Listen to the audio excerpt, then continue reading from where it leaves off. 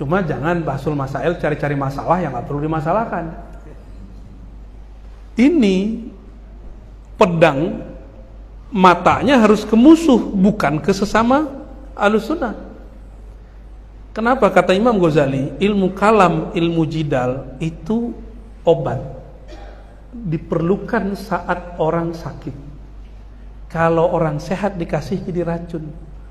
Maka orang yang hobi jidal, hobi basul masail tidak pada tempatnya, itu akan meracuni jiwanya. Nah, disitulah perlunya mursyid. Tidak cukup syekh muallim, ahli jidal, naqid, nggak cukup. Harus ada mursyid yang menegur dia. Ini udah kelewat nih, nggak boleh lanjut. Ya. Nah, jadi mesti belajar uslub jadal dengan baik. Karena di luar sana itu mereka nggak tahu ilmu jadal. Pokoknya, nah, gitu aja, ya kan? Jadi usul mereka adalah pokoknya. Kata Allah, kata Rasulullah. Wah, itu bagi saya makanan renyah itu. Kalau ada orang ngomong kata Allah, kata Rasulullah itu makanan renyah. Jadi satu kali nih para kiai, ini contoh kasus. Saya baru naik khutbah. Berkisahlah tentang Nabi Muhammad SAW. Hadis Bukhari Muslim kita eksplorasi. Turun habis Jumatan, ada orang di samping saya, itu langsung debat. Kamu ini bahas Muhammad dulu. Kapan bahas Quran? Muhammad gak banyak diceritakan di Quran. Yang banyak tuh para nabi. Dan dibacain ayat, waqsusil qasasa, ceritakanlah 25 para nabi. Oh, demen saya kalau begitu. Saya ulangi, ulang kiai, apa bacaan ayatnya? Waqsusil qasasa, ceritakanlah 25 para nabi. Saya tanya balik, coba kalimat 25 itu bahasa Arabnya apa? 25. Ternyata dia bukan kiai. Tapi murab ini, pemimpin halakoh Quran yang membatalkan kajian sunnah. Ada majelisnya di sana. Bahasa Arabnya 25 apa? Saya tanya gitu. Gak usah pakai dalil dulu kita sama dia. Nah, nih, aneh kasih tahu ya, khamsata asyar. 25 itu bahasa Arabnya khams asyar. Oh, gitu ya. Oh. Terus coba ayatnya bunyinya gimana? Waqsusil qasas. Ceritakanlah kisah-kisah. Enggak mesti kisah 25 para nabi. Oke, kita pakai terjemahan ente 25 nabi. Yang 25 siapa? Nabi Muhammad. Saya cerita Nabi Muhammad. Nah, akhirnya saya lihat ya. Kita lihat juga muka dia. Udah mulai merah, telinganya mulai merah. Kita rangkul, ente punya guru siapa? Oh, ini gak punya guru, dia langsung ke Quran. Beneran? Dia bilang gitu. Beneran, ente gak pakai guru? Iya. Bisa baca Quran gak? Bisa. Siapa yang dulu yang ngajarin Iqra? Bapak saya. Wah, itu guru pertamamu. Bapakmu, guru Iqra'mu.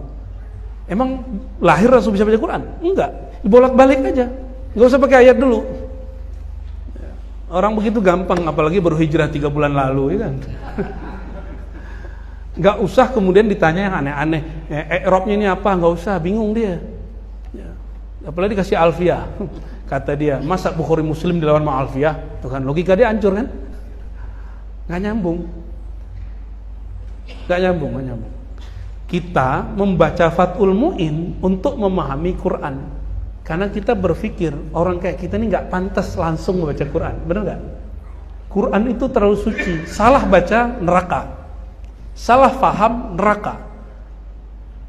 Man qala fil Quran bi ra'yihi falitabawa maq'adahu minan nar.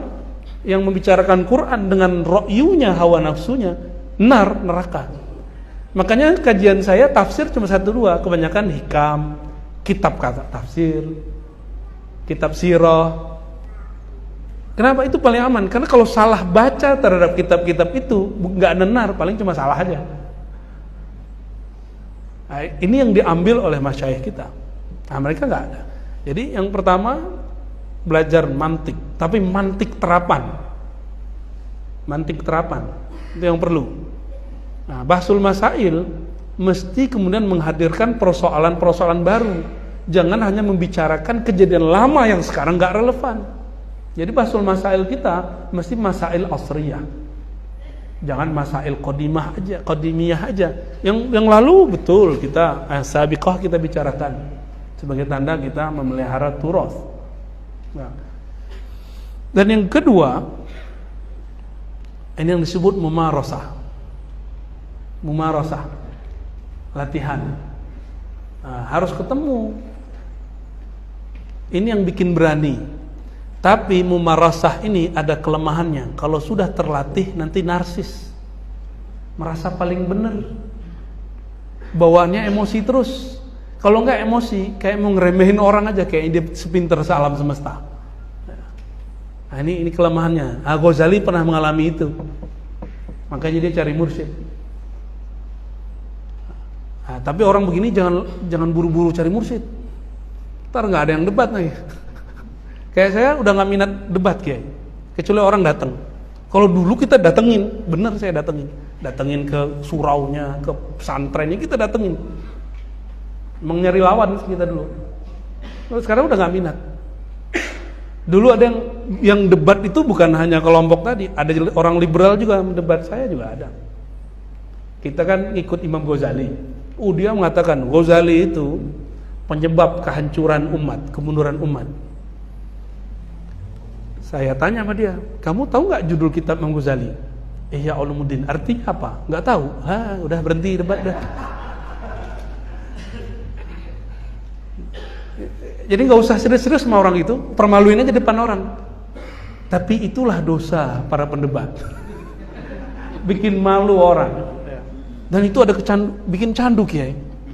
Jadi dia ada madatnya di situ, bukan al-madat, madat ketek, bikin candu itu. Ini yang membuat orang-orang ahli debat ini suka debat. Kalau ini udah kelewat batas, kadang mendebat yang nggak perlu didebat.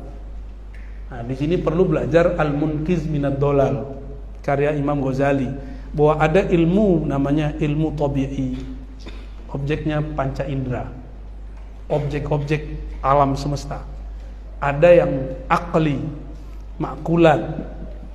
Nah, makulat ini bagian usul fikih, usulul aqidah. Kalau yang tadi tabi'iyat itu ilmu-ilmu hadis. Ilmu hadis itu yang terdengar oleh telinga, yang terlihat oleh mata, yang terasa. Maka mimpi bukan hadis. Mimpi, kalau ada ahli hadis menolak kemudian pengalaman mimpi, wajar, dia nggak mimpi. Tapi itu tanda dia nggak ngerti yang dia baca. Kalhimar yahmilu asfara, tapi itu terjadi. Ya, ada seorang kiai ngomong gini, masa Ar-Razi mimpi ketemu Rasulullah? Saya aja nggak pernah, udah bertahun-tahun. Lah dia nggak pernah, dia jadiin itu standar. Dia jadiin itu standar kebenaran. Berarti subjektif. Ghazali nggak lolos dia. Imam Ghazali mengajarkan kebenaran itu bukan bersifat subjek, tapi objek.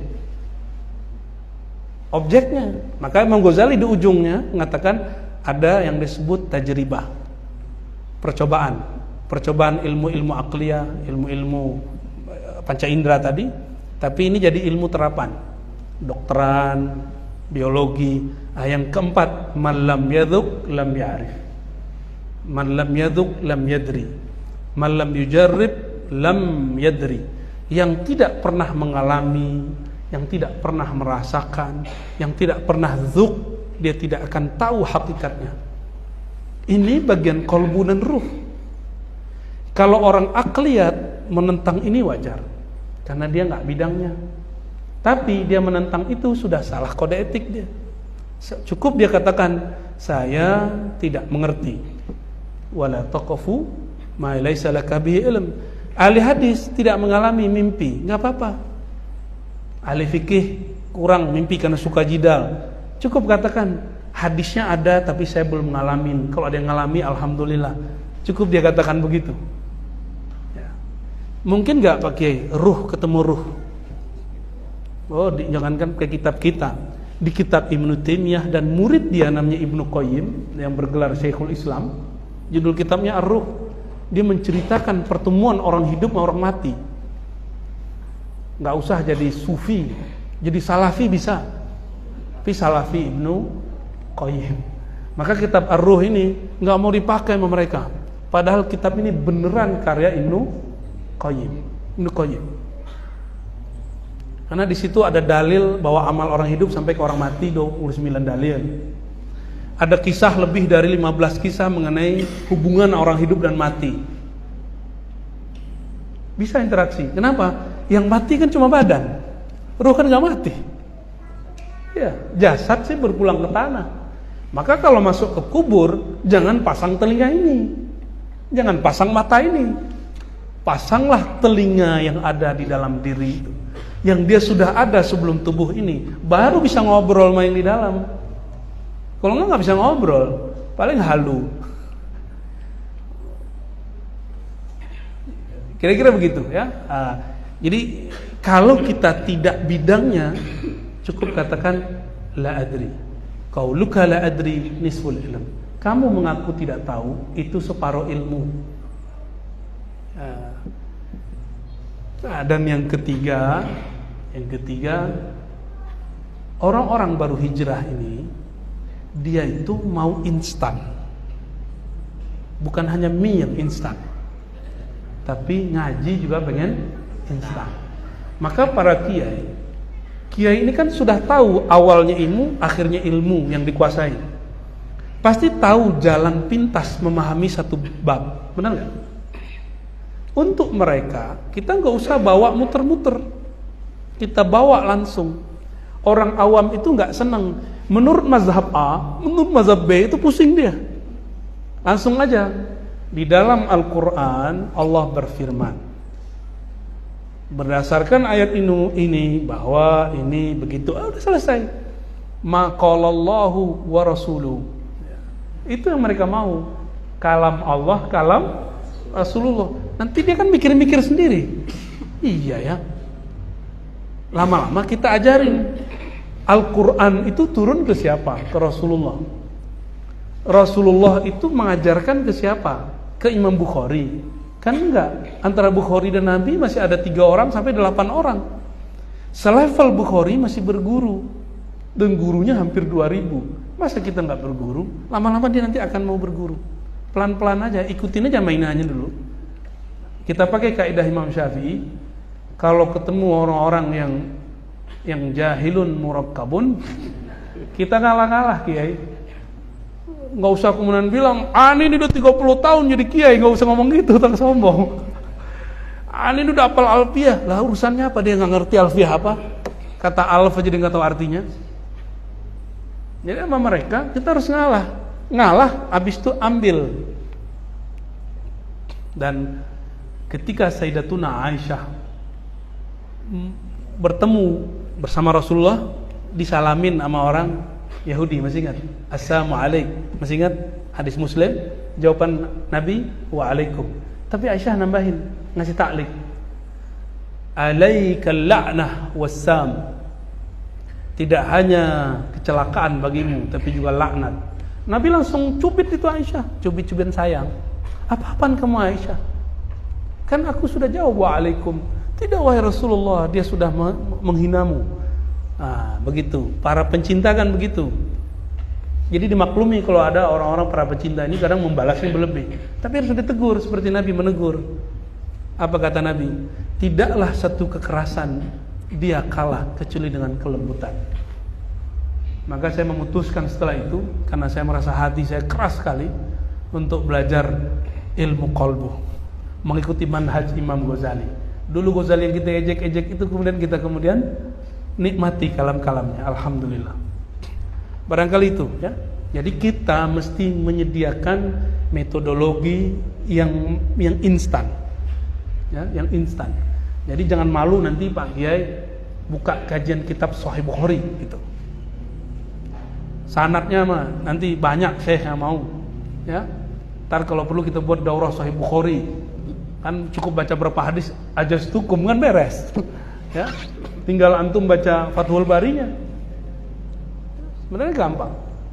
Mereka maunya hadis riwayat Bukhari nomor sekian. Ini yang mereka mau. Mereka nggak mau dengar berkata Syekh Zakaria Al-Ansari. Nggak laku bagi dia. Berkata Imam Syafi'i, nggak laku. Padahal Imam Syafi'i itu guru dari gurunya Imam Bukhari. Imam Bukhari datang ke Mekah ketemu seorang syekh itu murid daripada Syafi'i, tapi mereka nggak mau tahu. Mereka butuh kajian kitab, maka buatlah kajian kitab.